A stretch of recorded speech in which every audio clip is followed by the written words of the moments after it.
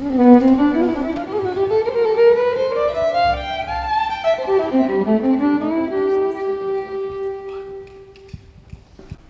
loved the shul very much.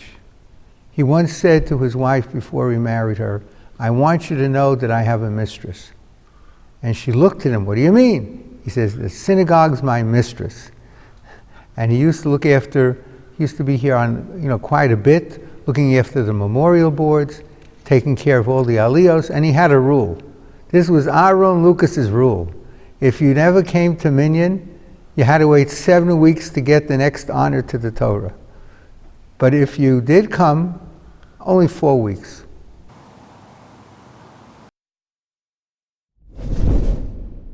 Well, I grew up in the shul, so this is a place where I was a child and developed a commitment to my Jewish life. And this is the place I came back to when Len and I got married. And it's really home and family.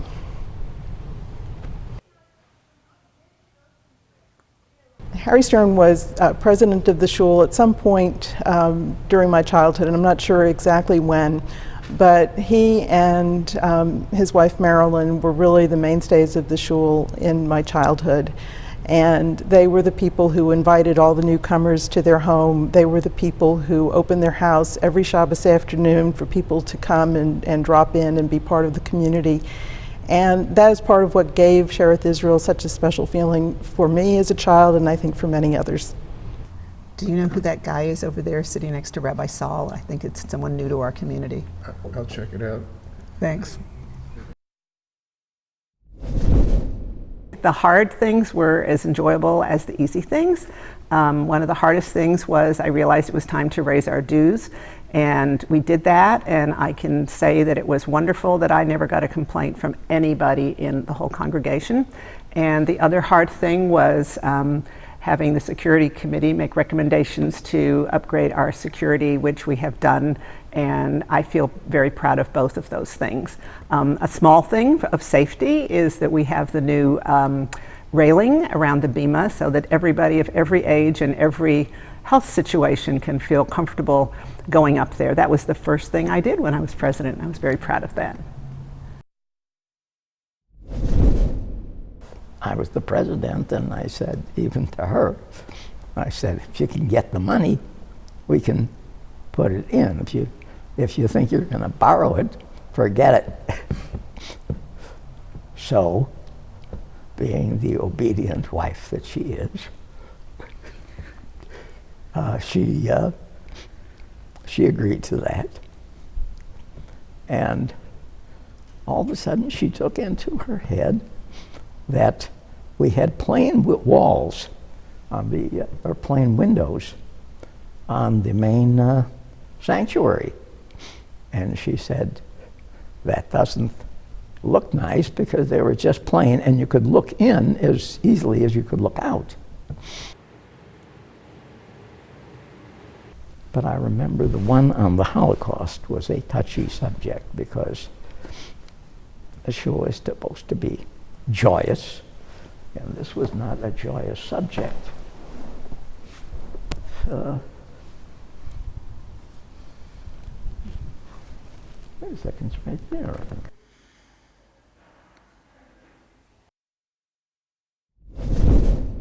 When you become president, you expect a lot of things, members, financial, whatever, but I did not expect an early Sunday morning call one day telling me that there were 3 goats in the sanctuary Saturday night and that they did what goats do. So that is something I did not expect when I became president. But every Shabbos was a memorable moment for me, just sitting next to Rabbi Sal in the bima. That was a big honor. Hello folks, I'm Bernie Sklar. My dad was Ben Sklar. My mother was Rose Sklar. But the interesting part that you're interested in is the story that Dad told Mom after Rabbi Posner had left. He was here for a while, and then where he went, I don't remember. But Dad told Mom, we're going to try to get him back to be our rabbi. And the board's going to ask him if he'll shave his beard. Well, you know, he didn't shave his beard, and he came here as the rabbi for many years.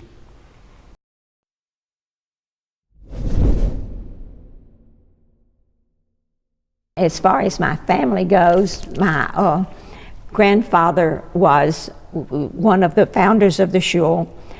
Mr. Wise was the first president, and my grandfather became the second president of the shul, Abraham Kirshner. And then the third president of the shul was Mr. Hershkovitz, who, for some unknown reason, decided to hold that job for 25 years. And so in the mid-1930s, my Uncle Fred Kirshner became the president of the shul. And then our family was always active in the shul. We always cared about the shul. And so when Henry was asked to be president in the mid-1980s, he was delighted to follow in the footsteps of the former generations. And we're happy always at shul. It's part of my life. I feel the shul is my home. And so I feel that it's a great day.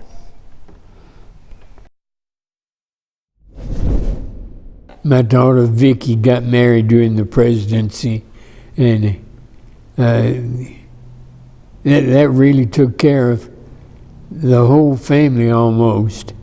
But there was still Marilyn's parents, grandparents, everyone. They all took care of it here.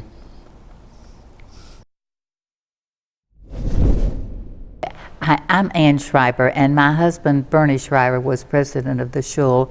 Probably the most significant thing that happened when Bernie was president, that we hired Cantor George Lieberman. I think that was in March of 1996.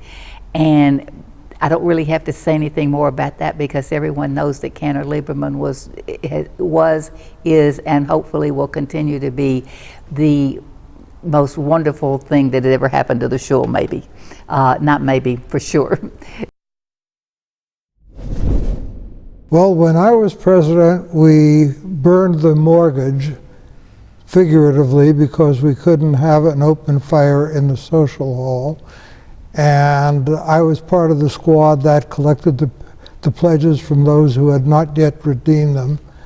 And I found out that we have a lot of male cooks in the congregation, because when I would call, they would say, I have something on the stove. I'll say, okay, and then I'll call tomorrow night.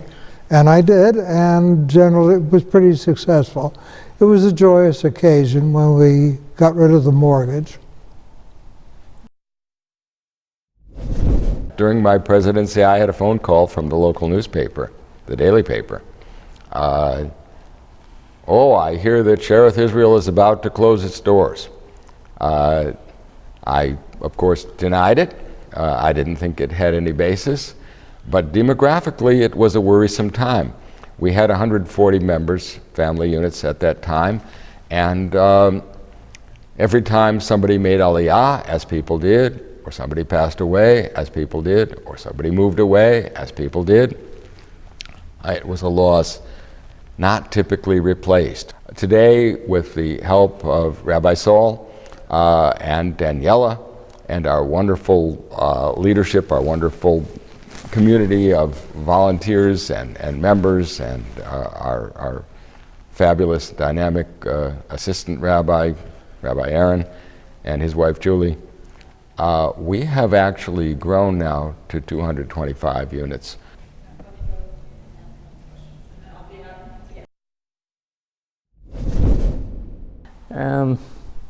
Well, you know, it's not the tangible things of the milestones that I had, because it was just not because of me. It was the whole board and the community and the whole Sherith Israel congregation that helped us to do what we need to do to bring up the shul what it is now.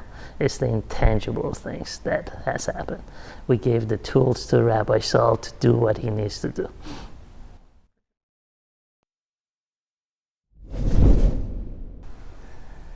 They were downtown next door to the Ryman Auditorium. And on Shabbos, Saturdays, we drew a very nice sized crowd. Also, some people that went to the Ryman Auditorium happened to come in would tell them that they're not at the right place. But the Sherith Israel was where a lot of people in the olden days lived close to town and would walk to synagogue on the high holidays, which all this has changed. I wasn't president for very long. I was just president for just a few months. But during that time, I had a conversation with Rabbi Posner about retirement. I said, I think it's time to think about retirement. We need to plan for it.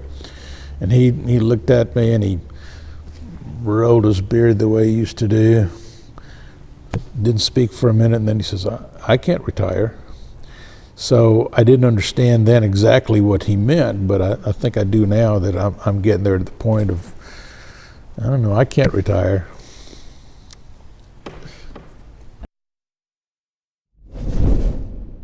When Rabbi Posner came to Nashville in 1949, there was an instant kinship with my dad's dad, because we had learned that Rabbi Posner's ancestry reaches back to Minsk in Russia, and a small township called Podich, which is also which are also the roots of my grandfather.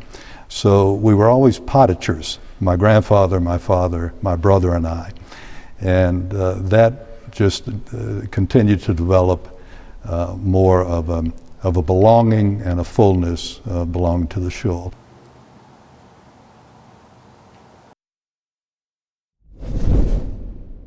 He was a leader, but a behind-the-scenes leader. Saul, I always felt like, was the supporter of the Sherith Israel. It was very important to him.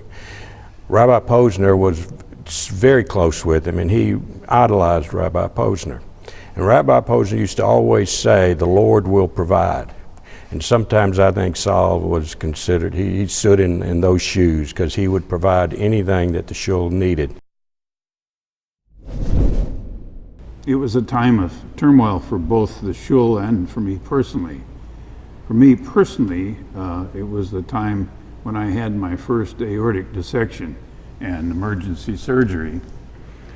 What I remember so well is how fully we were supported as a family, how the Sylvias, Sylvia Manis and Sylvia Lipschitz in particular, cared for my children and supported my wife.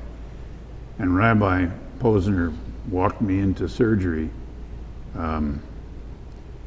It's an experience that no one should have to have, but it was made so much the better and easier because of Sherith Israel. There had been a group who wanted to move the shul from here out to the west of Nashville, and they had their reasons. But such a move would have left our Shomer Shabbos people in the lurch. And ultimately, the vast majority of our members did not want to move. And so through all of that, through all that was happening to me personally and all that was going on, we nevertheless prevailed, and I think grew much stronger, made our commitment to build and beautify this facility, put in the ramp, the handicap ramp.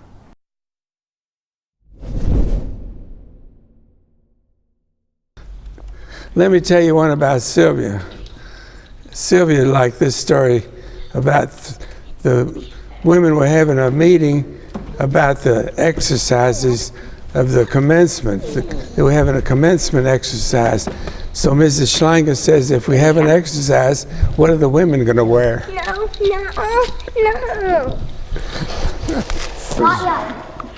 Just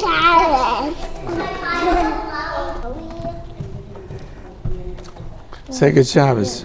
Good Shabbos. Today's not Shabbos. Today is Shabbos. It's not Shabbos.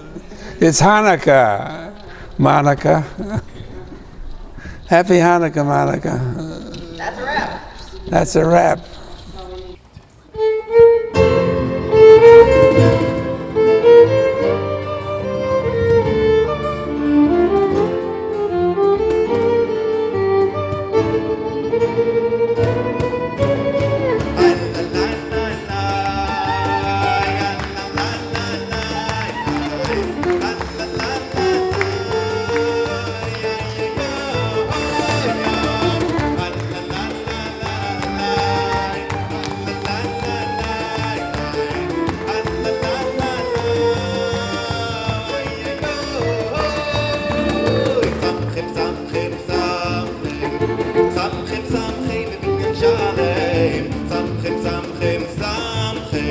Samchem bebinyan shalem, samchem samchem samchem, samchem samchem bebinyan shalem, samchem samchem samchem, samchem bebinyan shalem, ay ay ay, samchem samchem, samchem samchem bebinyan shalem, samchem samchem bebinyan shalem, samchem samchem, samchem samchem bebinyan shalem, samchem samchem bebinyan shalem.